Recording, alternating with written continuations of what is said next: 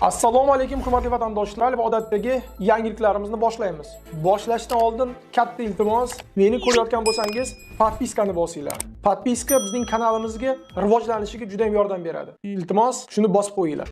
Moskva hamda Moskva oblasti va Sankt-Peterburgdagi hamyurtlarimizga 10 yillik stajiga ega ishonchli dokument xizmatlarini taklif qilamiz. Registratsiya va uni продление qilish, трудовой договор, уведомление, spravkalar, проверка bazalar xizmatlari mavjud. Muhim eslatma, Amina ilovasi to'liq ishlamaganligi sababli registratsiya qilmaganlar zudlik bilan ushbu xizmatdan foydalaning. Hoziroq ekrandagi raqamlarga qo'ng'iroq qiling yoki WhatsAppdan yozing. Diqqat, tezkor xabar. O'zbekistondan Rossiyaga migrantlar borishi kamaymoqda. Assalomu alaykum qadrli mehmon, videodan to'liq xabardor bo'lish uchun videoga like va podpiskatsiya tugmalaridan bosib qo'ying. Toshkentdagi Ma'no tadqiqot tashabbuslari markazi direktori Baxtiyor Ergashevning so'zlariga ko'ra, kelgusi yillarda Rossiyaga ishlash uchun kelayotgan o'zbekistonlik mehnat migrantlari soni asta-sekin kamayadi. Mutaxassisning so'zlariga ko'ra, O'zbekistondan Rossiyaga mehnat migratsiyasi allaqachon eng yuqori cho'qqiga chiqqan. Uning ta'kidlashicha, ko'p yillar davomida kuzatilgan avvalgi o'sish to'xtagan. Ergashevning fikricha, pasayish tendensiyasi ancha sezilarli. Hatto eng konservativ prognozlarga qaramay, Rossiyaga ishlash uchun kelayotgan o'zbekistonliklar soni kamayadi. Biroq Rossiyaga o'zbekistonlik mehnat migrantlari uchun hali ham asosiy yo'nalish bo'lib qolmoqda. Mutaxassislarning hisob-kitoblariga ko'ra, har yili 1,5 milliondan ortiq O'zbekiston fuqarolari Rossiyaga keladi. Biroq ba'zi migrantlar asta-sekin boshqa mamlakatlarni tanlashni boshlamoqda. Tobora ko'proq odamlar Buyuk Britaniya, Niderlandiya va Sharqiy Osiyo mamlakatlarida ishlashni o'ylamoqda. Mutaxassislarning so'zlariga ko'ra, g'arb mamlakatlariga migratsiya ko'lami hozirda Rossiyaga qaraganda ancha kichik. Rossiyaga borayotganlar soni millionlab bo'lsa, Yevropa mamlakatlariga atigi 10 minglab odamlar migratsiya qilmoqda. Avvalroq Rossiya Ichki ishlar vazirligi 2027-yildan 2030-yilgacha migrantlarni uyushgan holda yollash bo'yicha tajriba o'tkazish rejasini e'lon qilgan edi. Yangi tizim mamlakatning bir nechta mintaqalarida xorijiy ishchi kuchini jalb qilish qoidalarini o'zgartirishi kutilmoqda. Xorazm viloyati hududida Rossiya armiyasi bilan shartnoma tuzib, Ukrainadagi urush harakatlarida qatnashgan O'zbekiston fuqarosiga oid jinoyat ishi ko'rib chiqildi. Sud hujjatlariga ko'ra, Yangibozor tumanida yashovchi 1995-yilda tug'ilgan R. Rossiya qurolli kuchlari safida xizmat qilgani uchun javobgarlikka tortilgan. 2023-yil boshida ishlash maqsadida Rossiyaning Sankt-Peterburg shahriga borgan R. avvalgi metall konstruksiyalar va ishlab chiqarish korxonasida chilangar bo'lib ishlagan. Keyinchalik qurilish ishlarida yurgan vaqtida Rossiyada vaqtincha yashash qoidalarini buzgani uchun ushlangan. Shundan keyin unga Rossiya armiyasi bilan shartnoma asosida xizmat qilish taklif qilingan. Hujjatlarga ko'ra, muhojir 2023-yil 24-iyul kuni Rossiya Mudofaa vazirligi bilan 2 yillik harbiy shartnoma imzolagan. Unga oyiga 200 ming rubl maosh va'da qilingan. Keyin esa Rossiya armiyasining harbiy guvohnomasi va shaxsiy raqami berilgan.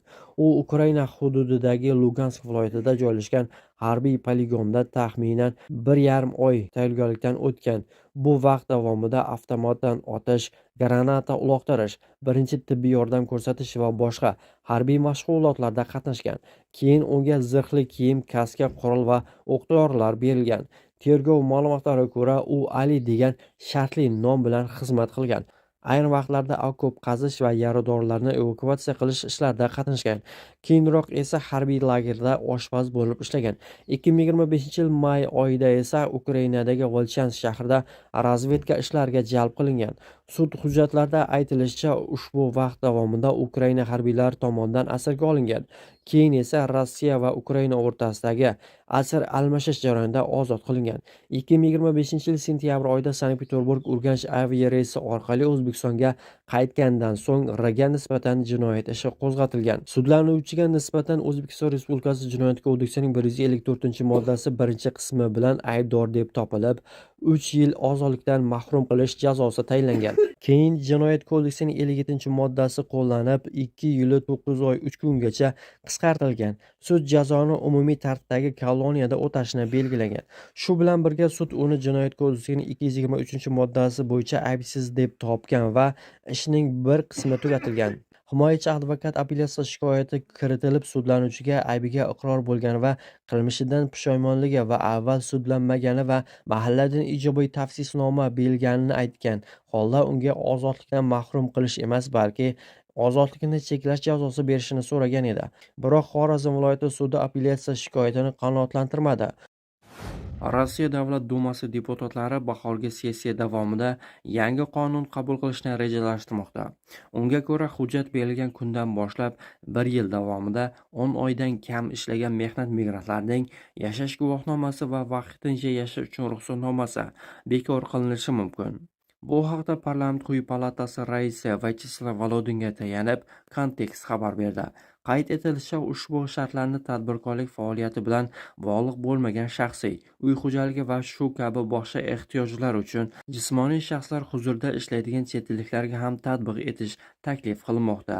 Agar hisobot yilida bunday faoliyat 10 oydan kam amalga oshirilgan bo'lsa va yoki o'zi va qaramog'ida bo'lgan har bir oila a'zosi uchun belgilangan avans to'lovi ko'rinishidagi daromad solig'i 10 oydan kam muddat uchun to'langan bo'lsa, hujjatlar bekor qilinadi. Vyacheslav Volodinning so'zlariga ko'ra, so'nggi 3 oy davomida migrantlarga berilgan 8 mingdan ortiq yashash guvohnomasi bekor qilingan bo'lib, bu 2025-yil boshidagi ko'rsatkichga nisbatan 90% ga ko'pdir. Shuningdek, yangi yashash guvohnomasi va vaqtincha yashash uchun ruxsatnomalar berish hajmi sezilarli darajada kamaygan. Mos ravishda 27,8 va 27,5% ga. 2026-yil 1-iyuldan boshlab Pskov viloyatida patent bilan ishlaydigan migrantlar uchun bir nechta ish turlari yopiladi. Farmonni viloyat gubernatori Mikhail Vidirnikov imzoladi. Chet elliklarga kuryer, taksi haydovchisi, haydovchi va sotuvchi sifatida ishlashga ruxsat berilmaydi. Taqiq alkogol va tamaki mahsulotlarining chakana savdosi, yo'lovchi tashish, taksilar, kuryerlik xizmatlari va oziq-ovqat yetkazib berish, restoranlar, kafelar, tez ovqatlanish restoranlari va o'z-o'ziga xizmat ko'rsatish muassasalariga taalluqlidir. Ish beruvchilarga migrantlarni ishdan bo'shatish va boshqa ishchilarni yollash uchun 2 oy vaqt berildi. Cheklovlar Belarus, Qozog'iston, Armaniston va Qirg'izistondan kelgan xorijiy fuqarolarga taalluqli bo'lmaydi, chunki ular patentsiz ishlashlari mumkin. Barcha tahdidlarga qaramasdan Moskvaga kelganingiz uchun rahmat. Vladimir Putin. Rossiya prezidenti g'alabaning 81 yilligi arafasida Mirziyevning Moskvaga tashrifini mustahkam munosabatlar belgisi deb atab, bu shunchaki do'stlik emas, balki birodarona hamkorlik ifodasi ekanini ta'kidladi. Shavkat Mirziyev esa g'alaba Rossiya va O'zbekiston xalqlari uchun umumiy ekanini, bu tarixni yosh avlodga yetkazish muhimligini aytdi. U safar oldidan urush faxriylari bilan uchrashib, ularning salomini Putinga yetkazgan.